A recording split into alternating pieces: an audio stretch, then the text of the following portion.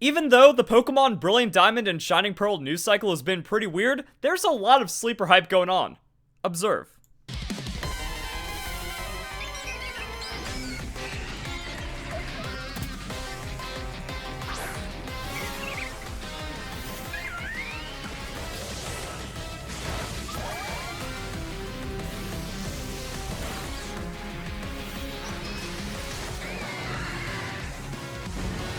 Nintendo Switch ポケットモンスターブリリアントダイヤモンドシャイニングパール Oh yeah, that's the stuff.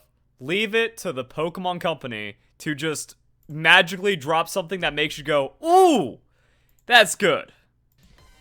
I think it's kind of crazy that a TV commercial slot brought more hype or is more exciting than the actual last trailer that we got, and that was alongside the Pokemon Legends Arceus Hisuian Zorua reveal. Like, that was actually a trailer. That was supposed to be a reveal, but it didn't have too much crazy stuff going on. This, it's on beat, it brings the hype, it brings nostalgia, it shows you everything that you getting just excited for inside the games. Like, even the badges, like, I can't wait to polish the badges. It's gonna be fun everywhere. We got rivals, we got evil teams, and then this is where things get a little spicy. Not this frame. We already figured that one out. But, it doesn't look like this would be the reveal. It doesn't look like there's anything new going on with the starters, with the legendary Pokemon. I feel like this would be it. 2 weeks until the game comes out. If there's some kind of madness going on with the story, this would be the time to bring the hype, or just kind of be like, yeah, we have, Mega forms returning, or something going on with, like, starter forms, or I don't even know what you could pull at that point. But yeah, like, we don't have that going on. We just have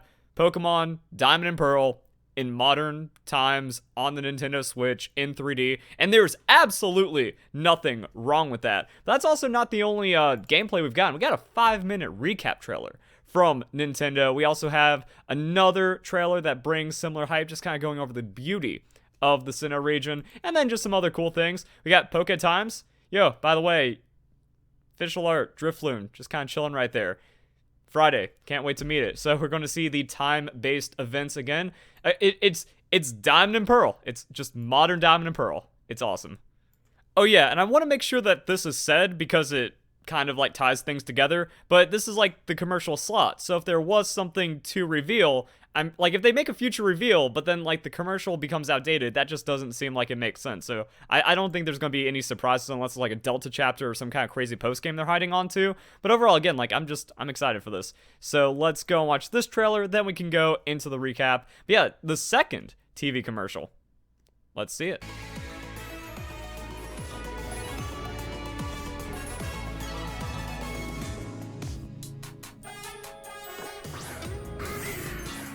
We already know about all these things, but it's new gameplay. It's new showing. Hey, egg hatching. Hey, all the trainers. Hey, it's just gonna be fun. We're just gonna have a fun Pokemon game. And it's also wild because, like, okay, we have breeding in it. Ooh, the swamp, though. Like, yeah, so, like, new gameplay. So we're getting extra angles. We're just getting more. Wait, that's not the swamp. That's the underground. They're surfing in the underground? Nuts. Oh, it looks beautiful, too. Nintendo Switch ポケットモンスターブリリアントダイヤモンドシャイニングパール Yeah, you can just go watch that a couple times and still find a couple of new things or exciting things to talk about. You know, we got Amity Square. We also just have your Pokemon following you. Ball capsules. That's like one of the biggest reasons why I just want Sinnoh remakes in general, but the breeding is also like its own aspect. And even though it only happens for a couple of frames, the breeding element is worth a video on its own almost, but there's also just like a quick summary version of it where it's like, hey, there's not going to be any competitive for Brilliant Diamond Shining Pearl. VGC is still going to be Pokemon Sword and Shield, even though it's been hacked into oblivion. By the way, former world champion Wolfglick 100% confirmed as a cheater by the developer of PK Hex, if you weren't aware of that, and all non-Japanese Pokemon World Champions also confirmed hackers. The competitive integrity of Pokemon Sword and Shield is completely gone. I guess, like, if you're developing a game, you can't predict it's going to go this bad, like, in a couple years in the future, but even then, it's like, okay, we skip Pokemon Let's Go for competitive. Brilliant Diamond Shine Pearl has, like, breeding and other competitive elements. Like, it's not going to remove items and abilities like we saw with Pokemon Let's Go, and then that means, like, the last time we had a remake or a remake feeling kind of game was Omega Ruby Alpha Sapphire be a part of VGC. That was actually pretty cool. That was pretty fun. But it's not happening this time around, so got some weirdness, but it's still gonna be cool. Like, get to train your Pokemon, get to have a competitive blast, and then all the Pokemon just having fun. Yeah, it's like, we got good Diamond and Pearl it's just gonna be awesome. Like, look at that, it's just wonderful. Now, what's interesting is the last couple of new Pokemon games have had Japanese recap videos just before release that are over 5 minutes long, and this trend has continued for Brilliant Diamond and Shining Pearl. So let's go and watch it. Now, there's not really too many new crazy revelations, but there is new gameplay. So we just get to see Brilliant Diamond and Shining Pearl being pretty in Brilliant Diamond and Shining Pearl. Also, just a lot of the standard stuff like, yep, Diamond and Pearl remakes, but it's all cool, it's all good. I'm just gonna throw my commentary over this where it's interesting. Like, yeah, boom, the story. It's fun. That's the beginning of Diamond and Pearl. And that's it in 3D on Nintendo Switch with chibi graphics. And there's no problem with it whatsoever. Our Pokemon selection, like, it's just fun. It's just good. I don't understand how anyone can be against the art style when it's like, yo, they just 3Dified the 2D graphics and it still works really well. We've seen the map of Sinnoh, so that's not too new. A lot of people kind of like looking at the top right island going, oh man, no Battle Frontier. I personally don't care about the Battle Frontier, but then we get to see all the environments, the classic routes, the classic exploration. Yeah, this is just cool. Now, in the video, there's like Japanese commentary over it talking about the game, but we can't really understand it and kind of get in the way. So that's why I have music playing in the background. Either way, like, yeah, we get to see Pokemon, we get to see the battle environments. We get to see the timed event Pokemon. Drifloon's going to be cool. Now, it is going to be interesting to see how Pokemon Bank interacts with this, because Pokemon Let's Go, it was a one-way trip. Now, is Brilliant Diamond Shining Pearl going to be the same, which is also kind of suggested by the whole VGC thing, or I don't know, because, like, yeah, it is interesting, because it's like, alright, I gotta wait a certain day to get Drifloon, and Drifblim is one of my signature Pokemon for Generation 4. If I want to use it competitively, kind of gotta go through that. How's time skipping going to work? Because you can kind of cheese it in Pokemon Sword and Shield, or do I just bring my team from Pokemon Home into this, breed it to make it native to Brilliant Diamond Shining Pearl, and then I just have fun anyways. So I'm kind of interested in those elements. Also, and then we got the classic trainers. We got the classic stuff going on. I really hope that's a call out to Gyarados guy. Like, that is the guy that has, what was it, 4 Gyarados they used to use for EV training back in the day. Pretty nutty stuff. Verse recorder would be cool. Man, I really want the battle recorder. Or, like, I really want battle replays. I don't think it's happening, but that would be what really takes this game over the edge. Yeah, I also want to call up the views. 300,000 views. Less than a day. For a recap video about Diamond Pearl remakes. The interesting thing is that Pokemon Legends is more popular in the West, but Brilliant Diamond and Shining Pearl remakes are more popular in Japan. Then we have the Underground. So, yep, there's our Underground kit. Pop through the hole, have some fun Underground. The only disappointing thing I have is that, yeah, it seems like it's just going to be the bases are completely replaced with the statue feature. Now, I like the statue feature, but I also liked traps and doing fun stuff like that. However, I can spend countless hours in the Underground, and now that they've added more features to it, like, yo, loot boxes with statues that augment my gameplay to get Pokemon to appear, and you can fill in tons of statues. I didn't know it was that many. And then that kind of modifies Pokemon that are going to appear underground, and I'm just really hoping for overworld shinies. Again, there's a couple of things that will take this game from like a 9.5 out of 10 to 11 out of 10. Unfortunately, I have to dock like 3 points for the secret bases being reworked like the way they are, because I was really looking forward to burying like the Pale Stones a million times or the Prism Stones a million times, and then getting the maze blocks and making a maze in 3D. I was kind of looking forward to that, but if I can use that to like kind of trigger shiny Pokemon spawns in the overworld, that'd be pretty cool too. And then the multiple exploration. Now the contests are cool, but they're like kind of low priority because I'm so excited for everything else, like ball capsules, underground, competitive. So like maybe I'll do some contests. I did some in Omega Ruby Now Sapphire. I actually got like master rank and all that, so that was pretty cool.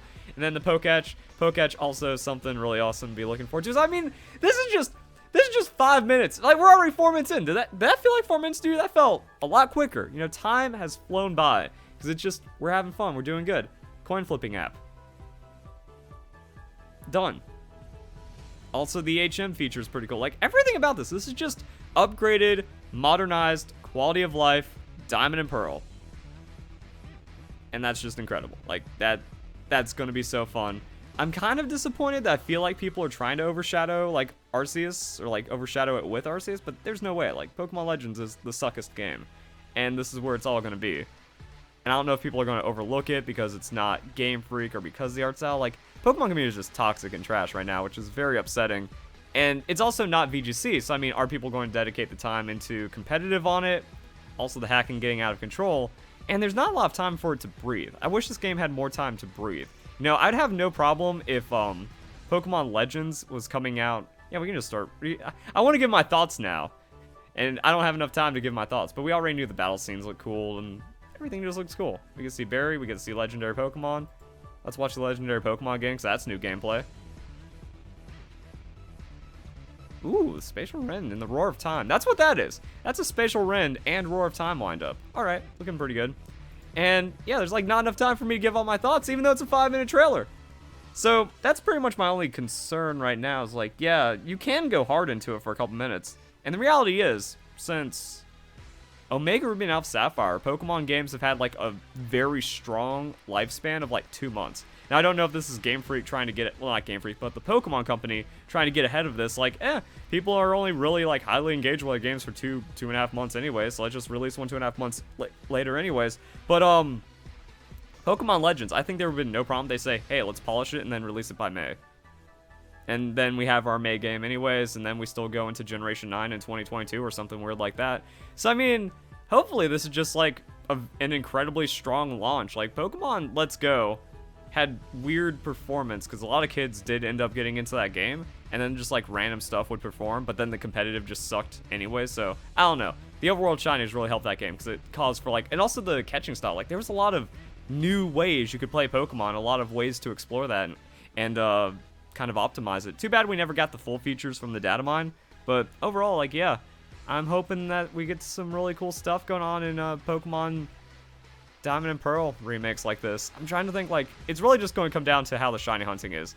Poke Radar, all right, we got some cool shiny hunting stuff, and the underground, using the statues, using all that other stuff. I think it's gonna be pretty cool.